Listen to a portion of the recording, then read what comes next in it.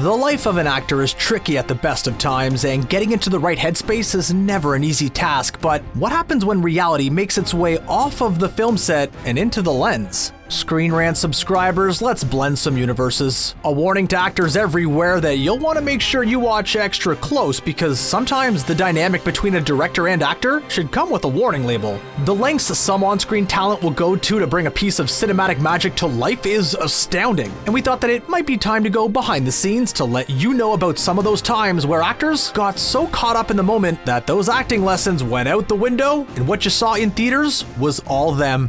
Come on over. We got us a fight going on that's a good bit of fun.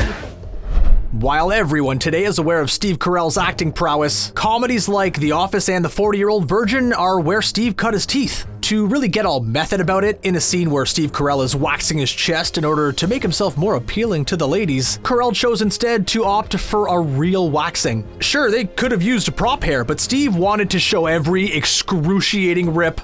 No!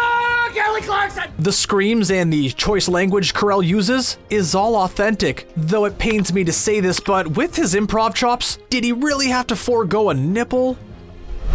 In Birdman, or the fully titled Birdman, The Unexpected Virtue of Ignorance for the Perfectionists, director Alejandro Iñárritu tells a story about an aging Hollywood actor best known for his work in superhero films. It stars Michael Keaton as the aviary lead and features a scene where Michael is running through New York City in nothing but his tighty-whities. While not likely to blow the minds of many real New Yorkers, while filming the scene they could not shut down all of Times Square. While there are a couple of paid extras, the majority of people gawking at Michael Keaton are actual Times Square visitors on the day. Imagine hopping out of the M&M store and seeing the old-timey Batman reduced to running through the streets in his tighty-whities.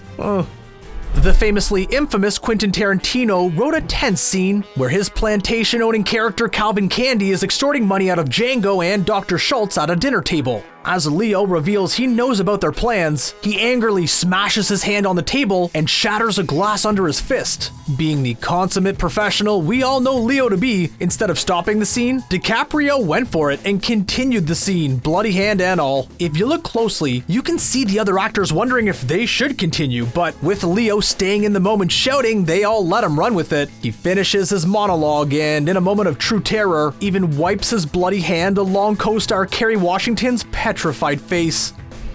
While on the topic, let's jump to a Leo DiCaprio movie where he's not the one doing all the heavy lifting. Sometimes you're so in the world of the character, you don't know where it stops and the actor starts. Enter Matthew McConaughey in The Wolf of Wall Street. He revealed on the Graham Norton show that the now infamous chest thumping and humming scene, where he's trying to amp up Leo, is actually something that he does before scenes to relax and deepen his voice. The two improv'd off of the relaxation technique and movie history was born. Business people are weird.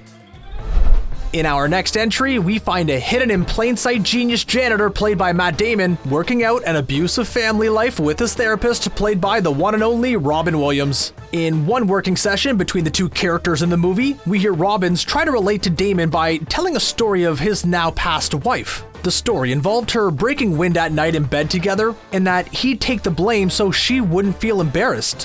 What a gem his character was, but even more remarkable was the fact that the entire scene flowed naturally out of the mind of Robin Williams, and Matt Damon's laughter with him was all a reaction to the incredible improvisation.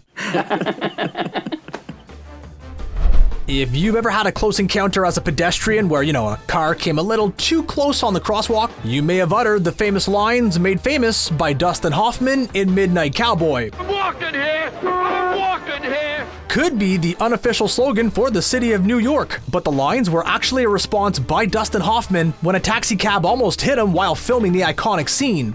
In true New York City cabbie fashion, the taxi actually got past a blockade on set and was trying to cut through when he ran into Hoffman. Never leaving his character for a second, Dustin used his annoyance at this cab to his advantage, and the scene made it into the final cut.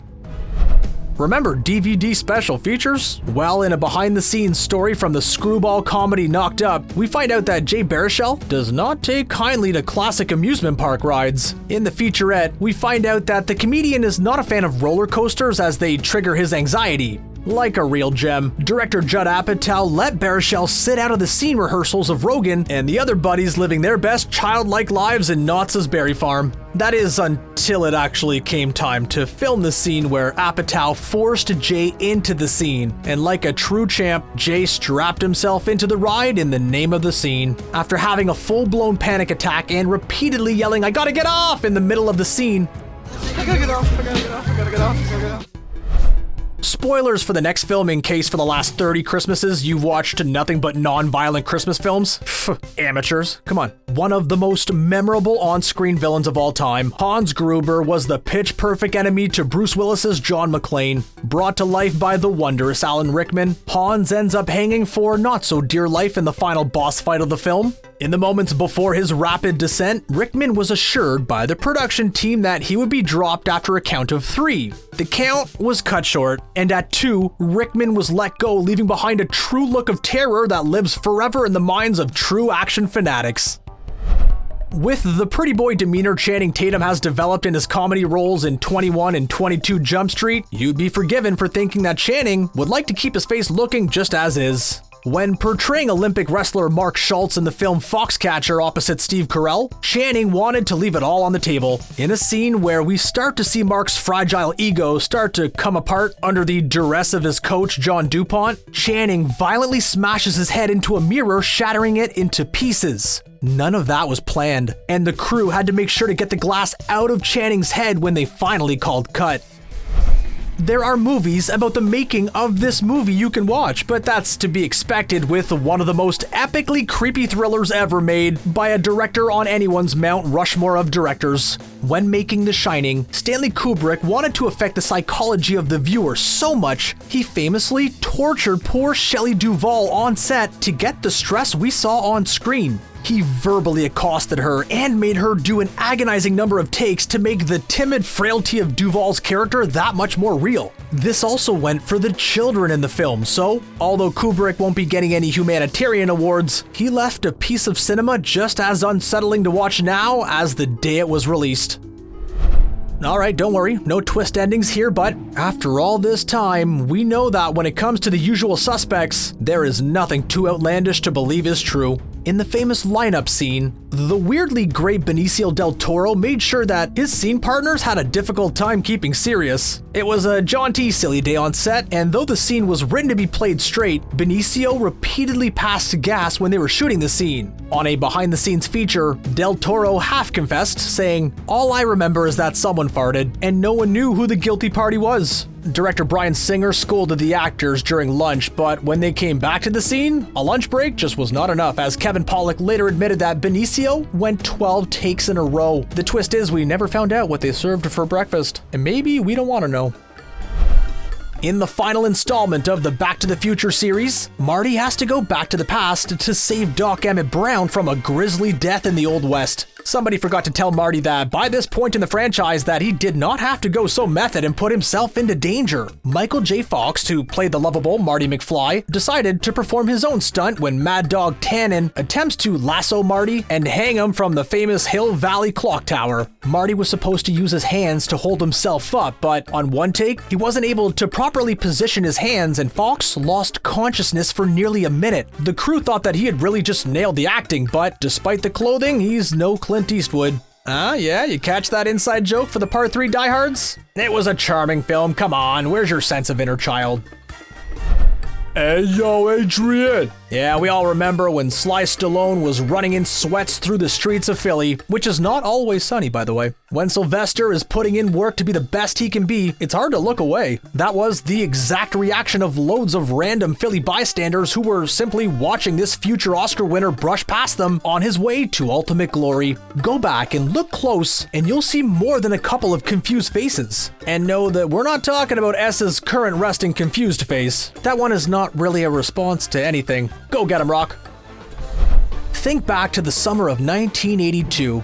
Alright, well, since most of you have absolutely no context for what I mean, what was your reaction when you first saw E.T. the Extraterrestrial? I'm not trying to slam our odd-headed little friend, but by Earth standards, he ain't exactly a looker. Well, it just so happens that's exactly what happened to a 7-year-old Drew Barrymore when she first laid eyes on our abnormally shaped, forever-loved alien friend. When she first sees E.T. in the movie, it's also the first time she saw the puppet on set, and her freakout is genuine. It's funny to watch the scene now with that context, but we're glad director Steven Spielberg decided to keep the take.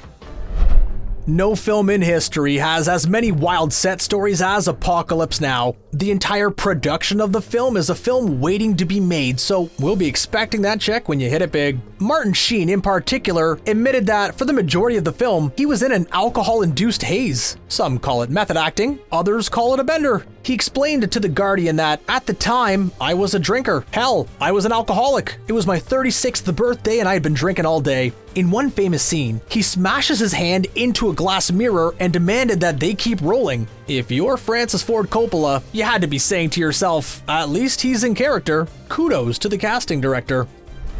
There may be only one rule to Fight Club, but we're breaking it here today, much like Edward Norton almost broke the side of Brad Pitt's face in one scene on set. Sure, we all might want to take a swipe at Brad Pitt just for being that darn good looking. Brad, you are making it hard for the rest of us. You know that? I want to watch movies, Brad, instead of thinking about leg day and how handsome you are. Anyway, director David Fincher gave Norton permission to clock Brad, even though the script just called for a light tap, and Norton let him have it. And this was the day after he was cast as the Incredible Hulk. Okay, that last point wasn't true, but everything else is. Likely the most famous scene from the sci-fi horror classic, the chestbuster scene in Alien features another on-set surprise. Sure, that alien wasn't really coming out of him, but the look of absolute horror on the faces on the actors around John Hurt sure was. They had no idea that the little guy would be spurting blood all over them as they were acting, and that the prop would burst forth in such a violent way. When Julia Roberts appeared alongside Richard Gere in 1990's Pretty Woman, we could not help but be charmed when Gere snaps that jewelry box Julia Roberts reaches into for, well, jewelry. Her delight during that scene made her America's sweetheart, but Richard snapping the box closed was actually a prank. Director Gary Marshall later admitted that it was a fun prank, but loved it so much that he put it in the movie. Someone may have to call HR after this one. Everyone remembers the classic scene in There's Something About Mary when Ben Stiller ends up in an epic clash with Magda's dog Puffy. The problem was, the Farrelly brothers weren't getting the reaction they wanted from Diaz when the dog flies out of the window. Wow, that really doesn't hold up, even just saying it sounds bad. To get the reaction, the directors got the actors to look out the window only to see Bobby Farrelly mooning. Diaz's reaction to the director's posterior is the shot in the film.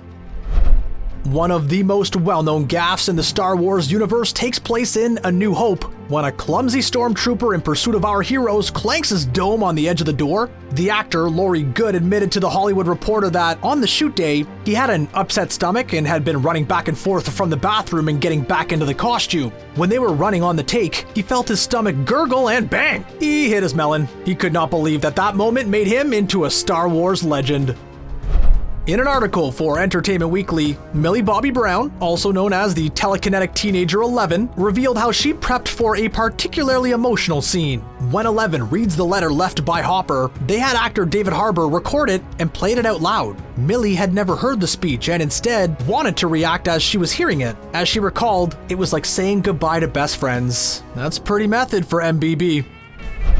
In a rom-com for the ages, when Harry asked out Sally, it turns out that the funny voice that Billy Crystal is doing was an improvisation. Would you like to go?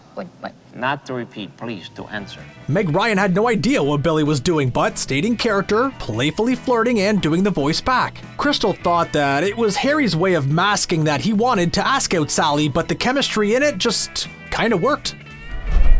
While this scene is not fully certified, there was a rumor from the set of Jaws that has hung around since the film's release. Being one of the most memorable thrillers of all time, no one can forget the scene where the shark makes a meal of its first victim. The screams from the actress are supposedly real, from her ribs being broken by the harness pulling her underwater. Spielberg developed a rig so she wouldn't know when the shark would attack, but take this one with a cup of salt water. In The Two Towers, Viggo Mortensen's Aragorn was the hero we all deserved. Vigo is known for going the extra mile to get a shot, as is the case when the Fellowship comes across what is thought to be the remains of Pippin and Merry. Aragorn can't control himself and he kicks an orc helmet. He screams out in pain, but the real agony comes from the fact that Vigo broke his toes kicking that prop. He took it like a champ and turned the moment he broke 2 toes into a performance to rule them all. As far as creepy, murderous clowns go, overall, Pennywise is it. The director made a conscious decision to keep the look of the evil clown from the young cast. The moment when Pennywise, played by Bill Skarsgård, was finally revealed to the child actors was when they were filming the projector scene. And if you're like us, that was also the moment I first ugly screamed in a movie theater. The life of an actor requires a lot of commitment, but sometimes snapping out of character brings the best moments. There are an endless amount of scenes out there when you peel back the curtain. Which iconic scenes stick out to you? Let us know in the comments below and make sure to subscribe to ScreenRant for more great content. See ya!